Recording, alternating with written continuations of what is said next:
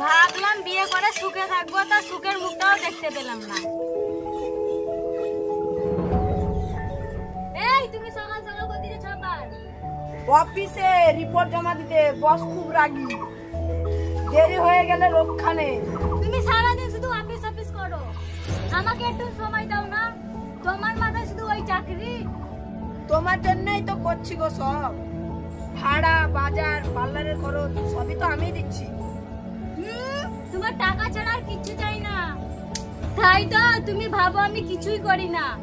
তা বলিনি, শুধু চাই তুমি একটু বুঝো।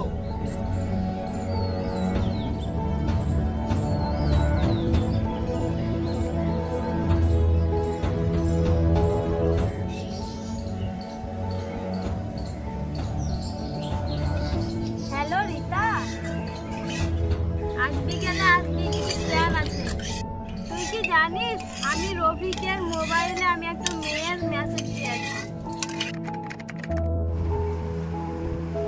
কই গো, একটু চা দেবে?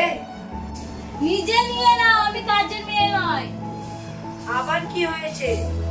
তোমার ফোনে নাসরিনকে কাল রাতটা সুন্দর ছিল, এটা একটা মেসেজ পাঠাচ্ছিল। কি বলছো? ও তো আমাদের অফিসের কাজের ব্যাপারে কথা বলছো। তুমি ভুল বলছো রহিমা। আমি মিথ্যা শুনতে পারবো না, তোমার মাও সব সময় তোমার পক্ষে নেই। আমি জানাই বাসার চাকর। তুমি কি জানো মা অসুস্থ? তোমার মা আমাকে কখনো মেনে নেয়নি, আমি তো আর দাসী না। তুমি কখনো মাকে জল দিয়ে এসেছো? এই বাসা আমি বানিয়েছি ভালোবাসা দিয়ে। তুমি এটা জানিয়ে দিতে চাচ্ছ অহংকারের সন্দেহে?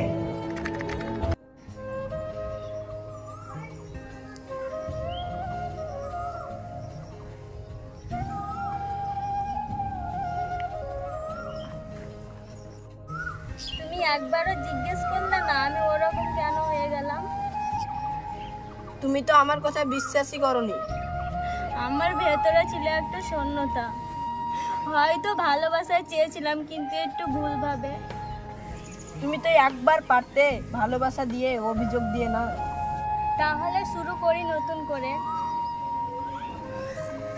আচ্ছা, কিন্তু শর্ত একটাই, ঝগড়া নয়, বোঝাপড়া।